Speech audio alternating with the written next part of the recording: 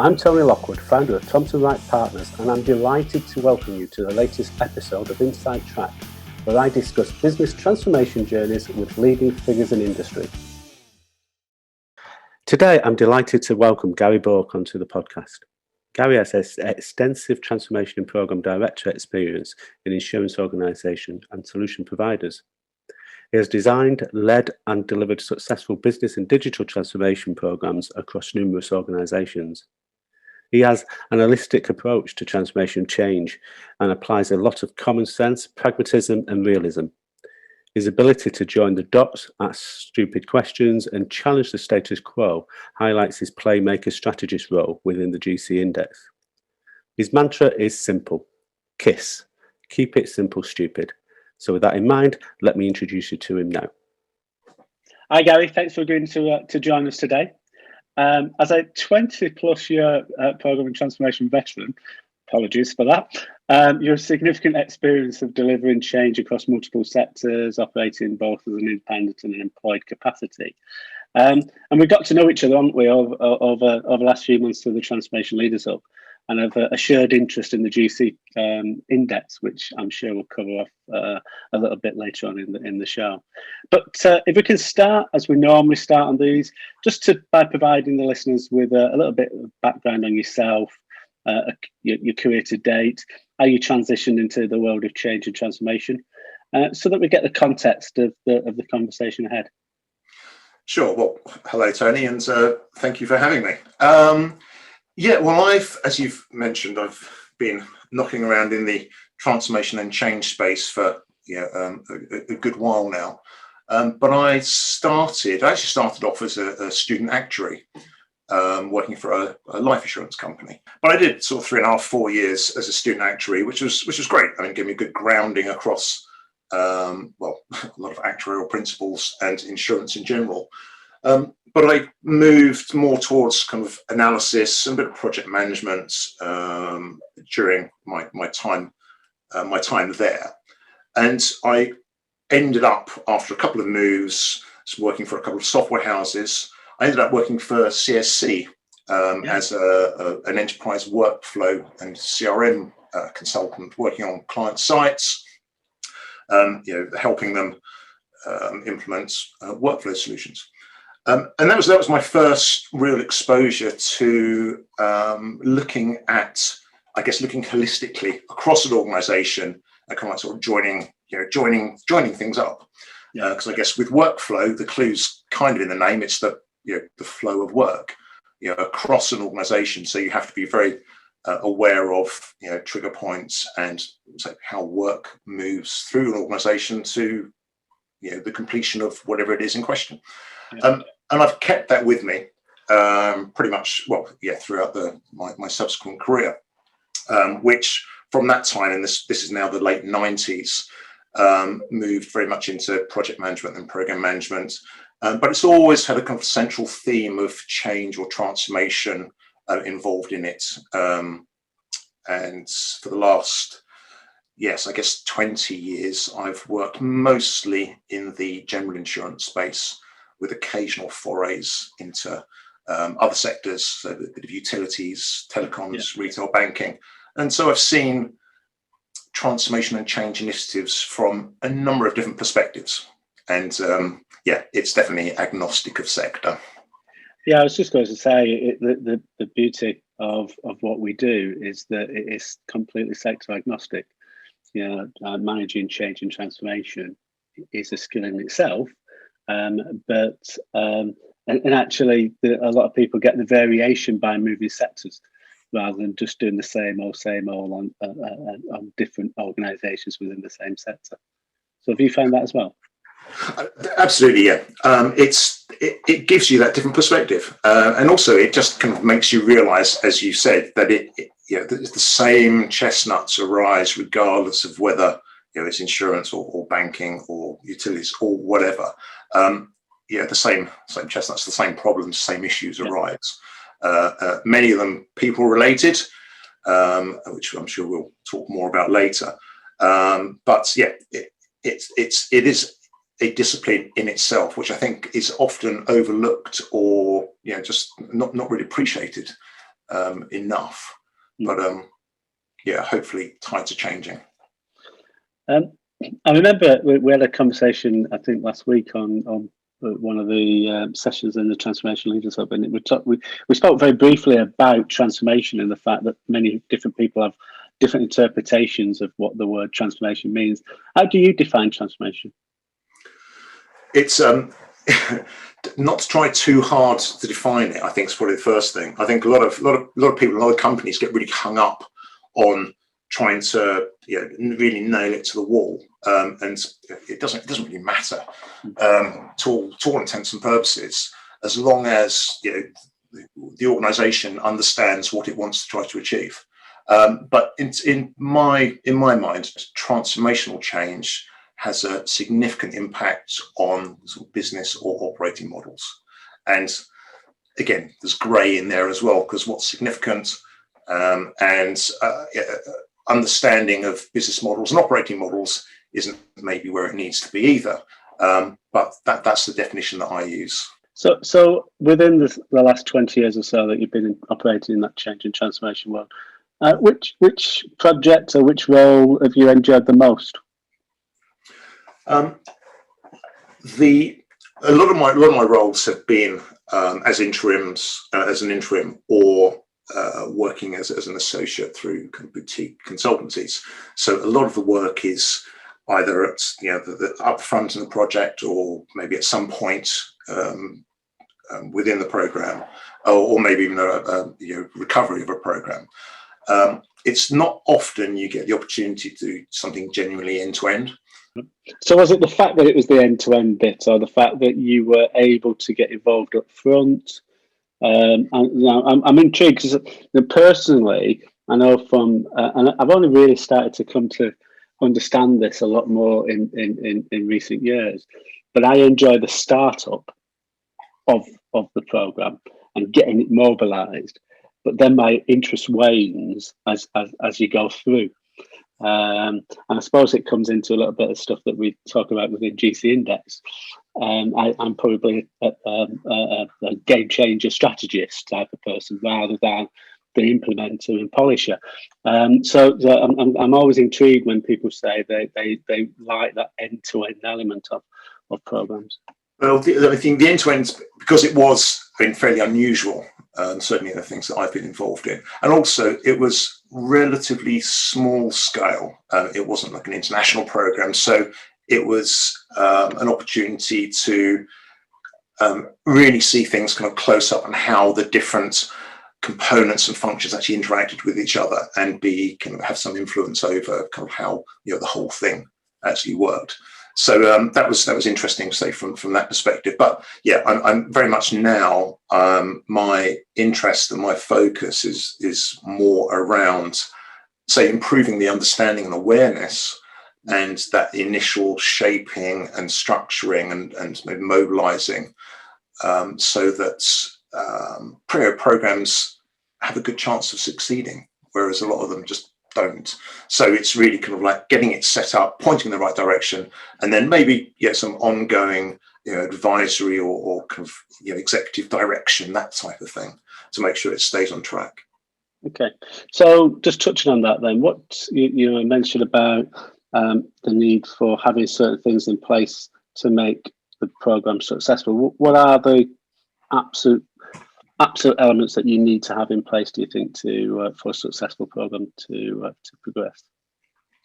It's going to sound oversimplistic, but with many of the things that I've seen and I've heard of from colleagues, it's the basics just aren't done very well. It's because innate lack of understanding about how to set something up so that there's a half decent structure in place, and having the clarity about what it is you're actually trying to do in the first place. And if you haven't got those two, you're onto a hiding to nothing, really. So yeah, very much so. Clarity of objective, understand kind of the outcome that you want. What is it that you actually want to achieve? If you're embarking on this transformational journey, it means moving from what you're currently doing and how you're currently doing it to a new state. You want to do something else or do something in a different way.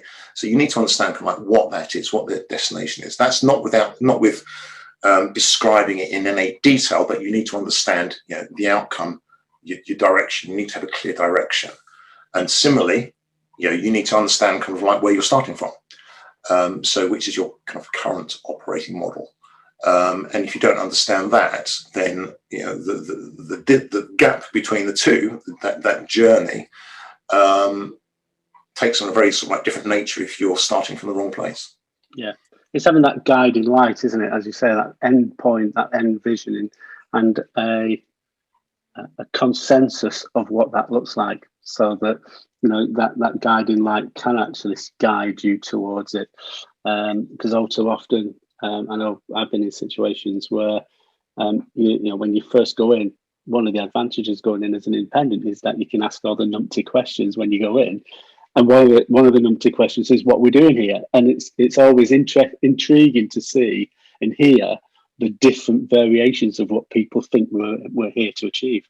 And the first stage of that is bringing everyone down to, as you say, having that clarity about what it is that we're trying to achieve. And what's the state of the possible?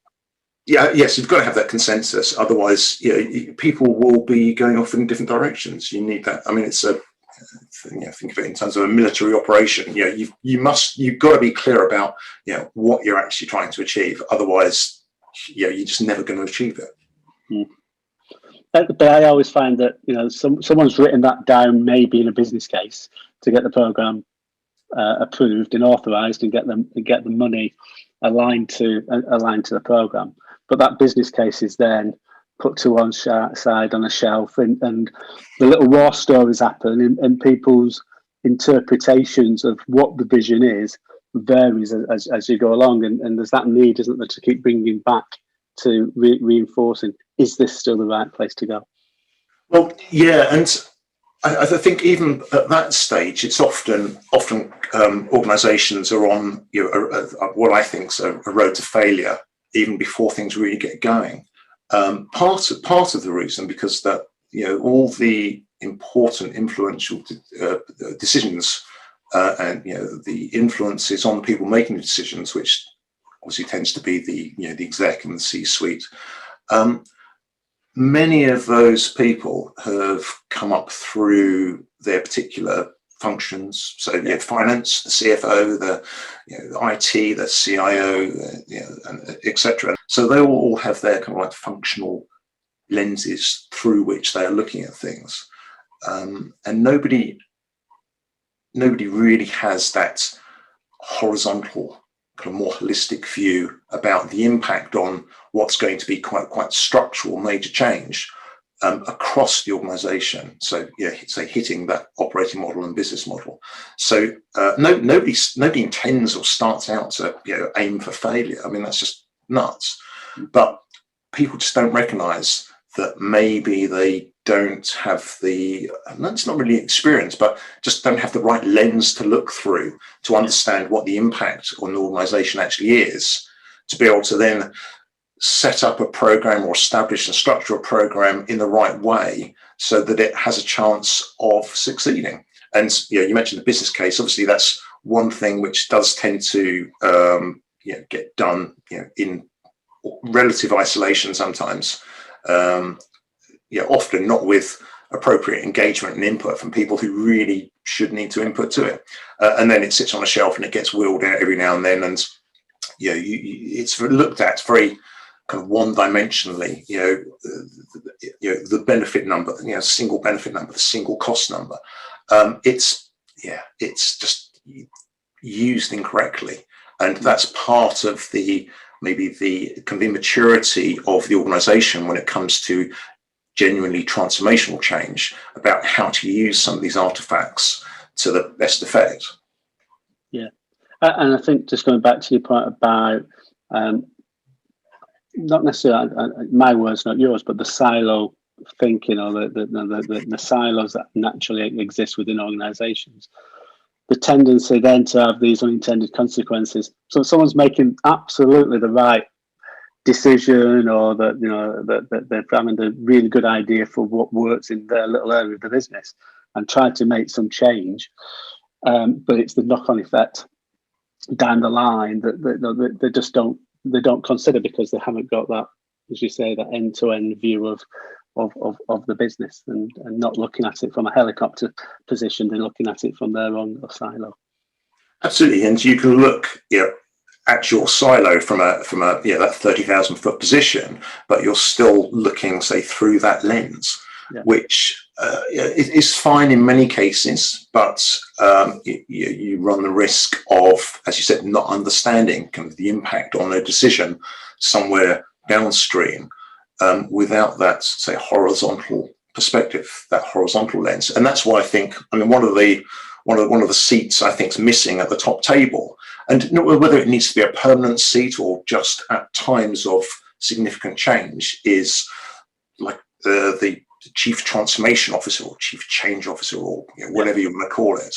But that would just give that perspective and just help people understand and look at things in a different way, or at least appreciate that maybe it's not quite so clear cut as presumed. I agree. On your LinkedIn profile, you state that your mantra is KISS, keep it simple, stupid. So how do you go about helping organisations do this in big change initiatives? Well, I think, you've probably seen that a squillion times as well. People do try to, they overcomplicate things too quickly.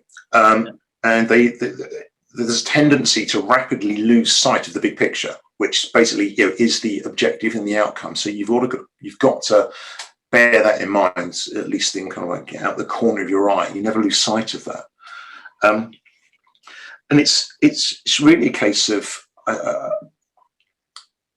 almost not holding people back, but stopping people kind of rushing headlong into the detail and kind of diving into the weeds, which people have a tendency to do.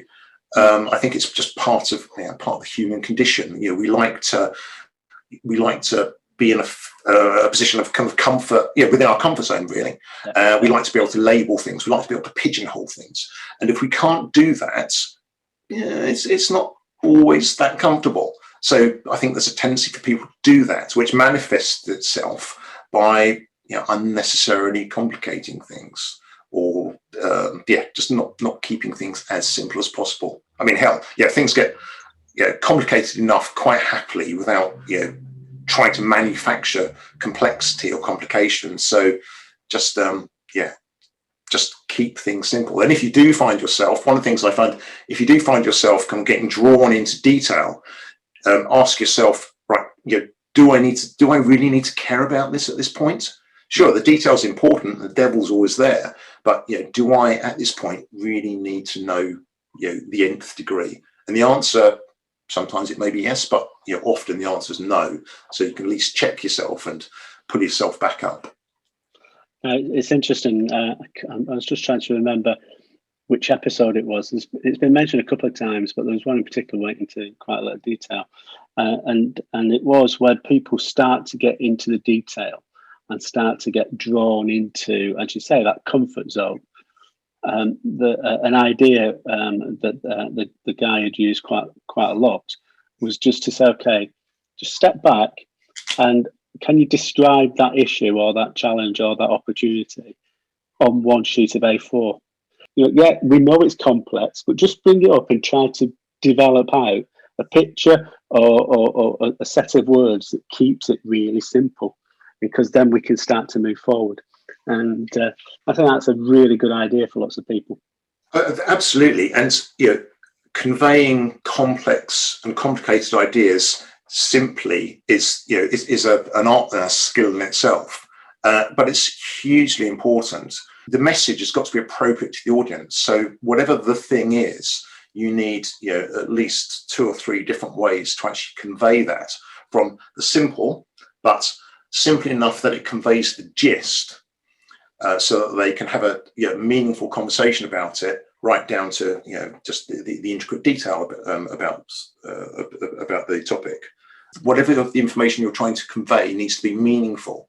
So if you can convey that so that they get the gist and can meaningfully engage. I mean, that's a win all round. Absolutely.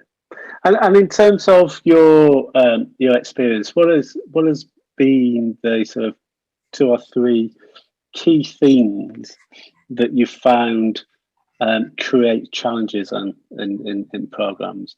Those big issues that you've had to overcome. So for instance, I know I did a big piece of work with one of the national utilities a couple of years ago, and it was in the biggest part of their business. It was the biggest transformation. So as a whole organisation, what we were working on was the biggest transformation program within the organisation. But there were so many other things going on at the same time that were pulling people in different directions and sometimes in conflicting directions. It was really, really difficult to make progress. And we had to almost escalate that right up to the group chief exec to say, look, you need to now prioritise. What are your big rocks, really? That's what we call them. What are your big rocks that you go focusing on, and let's stop everything else. And that was a challenge to get them to agree to, because all of these other things were important and were linked to specific KPIs within the organisation. But it was like, well, you're not going to get all of this done unless you get the big rocks done. Let's understand what the big rocks are. Yeah, and I mean, you touched on one of them there. Just that kind of that degree of realism. And if it's all very important, then fine, you need to commit to that in terms of resources and investments, sort of like time, effort, cost. But other ones, silos, obviously, a kind of huge issue. Just kind of organisation, operational silos, operating discreetly within a program, and also just the impact of the activity within a program on the business. You've got to have that, and you've got to break that siloed mentality, that siloed way of working, and the siloed way of thinking, and that can often be one of the main challenges. Have you managed to do that though, Gary? The best way is I've been able to identify them in the first place, and as soon as they manifest themselves, just make it clear to the people involved.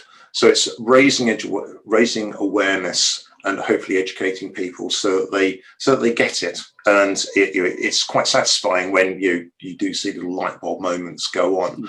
Yeah. And the other key thing is just around clarity. There's often so much, and I've seen this on so many things, just a lack of clarity around, say, what it is we're doing and who's doing what. So roles and responsibilities, and just having that really clear understanding of what somebody's expected to do, when by. It's all very, very basic stuff, but it's all stuff which can have a impact on things. But it is very basic stuff. But people try to complicate things, as we just spoke about earlier. That sort of KISS principle is absolutely relevant in most of the activities that you go through when you're driving change and transformation. But it is so difficult at times because there's different agendas at play within large organisations in particular. One of the big things which seems to sort of like come up time and time again is that of not just leadership. Obviously, that's one aspect, but also the reward culture of an organisation. Organisations reward for specific things, and people are going to chase those. What's being targeted, which is often counter to what the company actually needs to do to be able to achieve its other strategic objectives. So you've got these competing objectives, and it can get complicated and confused. Any company that wants to be successful in its certainly ability to change needs to be aware that those types of issues exist and address them. Organizations and companies, there's change coming at companies from so many different angles these days, and it's constant. So, the barrage of change, and it is a barrage. Companies have got to get themselves in a position where they are just better at dealing with change, so that they don't react to change by spending first 4 weeks or 3 months or whatever going, oh, what do we do about this? Whoa, and worrying about it. They, the whole organization needs to be, I know I'm going to say agile, but I mean agile in a, we can react confidently and sensibly to what needs to be done way, rather than maybe some of the more interesting uses of agile where it's being kind of like hijacked by people who really don't know what they're talking about. But companies need to get themselves so that they can react confidently and with assurance about what they need to do to change. And part of that means the whole company has to be kind of, there has to be a degree of coherence across the whole company, which goes back to those reward mechanisms. Otherwise, you'll just have this perpetual situation where there's this juxtaposition of intention. I think it'd be interesting to see how companies adapt over the next few months and years, because I think historically there's been a temptation to think, well, not temptation. People have been scared almost of change. They find it quite stressful. People don't necessarily like change. So you put it off, or you think you can't do as much as you want to do in the timescales. But actually last year or this last 12 months with COVID, completely changed that. If someone said back in January 2020 that within 3 months, 80% of your workforce will probably be working from home or working remotely, can you actually survive? I would think the vast majority of organizations would have probably said no. But the technology couldn't survive. We hadn't got the infrastructure in place. Actually, when it happened, people were able to make those changes. Didn't necessarily, wouldn't say find it comfortable, but they did it. And it'd be interesting just to see whether that belief that you can do significant change relatively quickly with the right mindset, and when you've got an absolute cliff edge, whether that belief will carry on moving forward. I hope it does. And I mean, in terms of that transition to remote working, that's great. But that was a change. I mean, it wasn't a transformation. I do hold my head in my hands sometimes when I sort of read about how marvelously companies have digitally transformed with the whole COVID thing with remote working. So no. It's you've ramped up your rollout of using kind of video conferencing, which is great. I mean, absolutely admirable and really stepped up. But if you don't live with the illusion that that's somehow digital transformation. The mindset bit is really important in that, and I think that's the bit hopefully that will stick and just start to show people or prove to people that people can work differently, exploiting digital technology, and retain their productivity. So that mindset bit's important, and if that stays, then I think there is a bit more of a chance of actually being able to genuinely digitally transform. I say it's that. What's the phrase? Being comfortable with the uncomfortable. That's that's the mindset that we all need to move into, isn't it? It's that it's not going to be a steady sea anymore. There's always going to be choppy waters.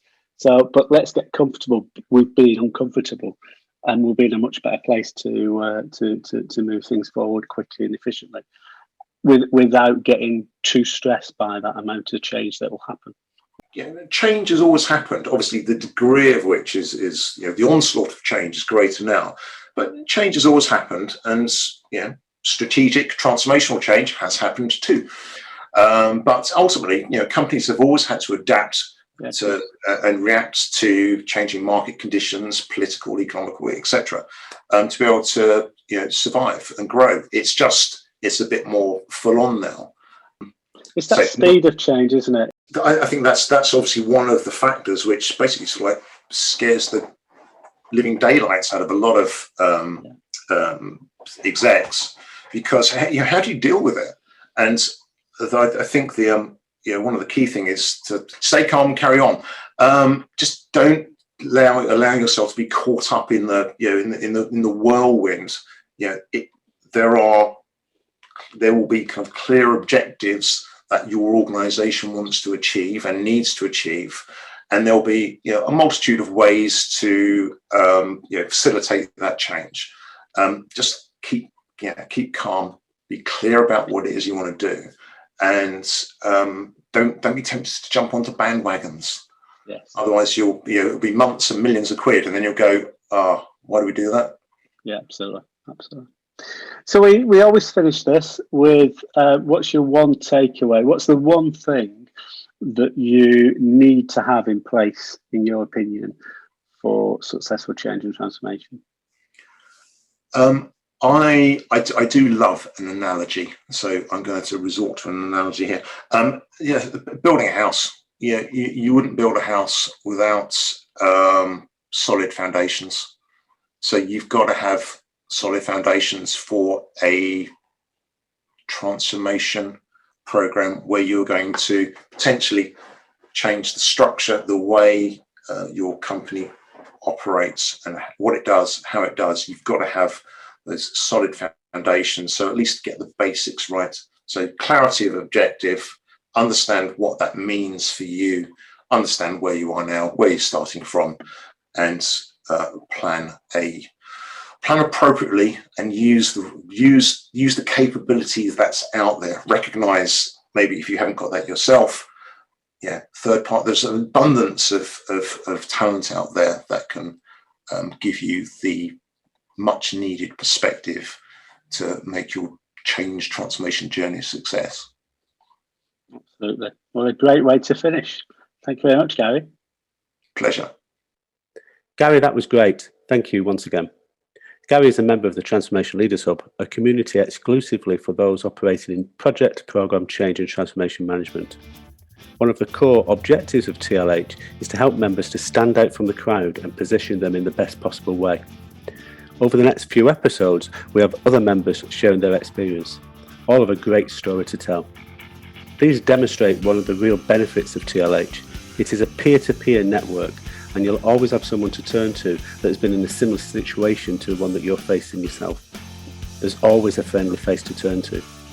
Equally, if you need support in delivering your change programs, TLH provides you with direct access to a large group of really experienced individuals. Irrespective of whether you need someone to join you permanently, on a contract, or provide some short-term consulting support, you will never have to pay any intermediary fees. A real game changer, in my opinion. Find out more at www.thetransformationleadershub.com. With that in mind, I look forward to meeting up with you in a couple of weeks' time with the next edition of the Inside Track podcast. Bye for now.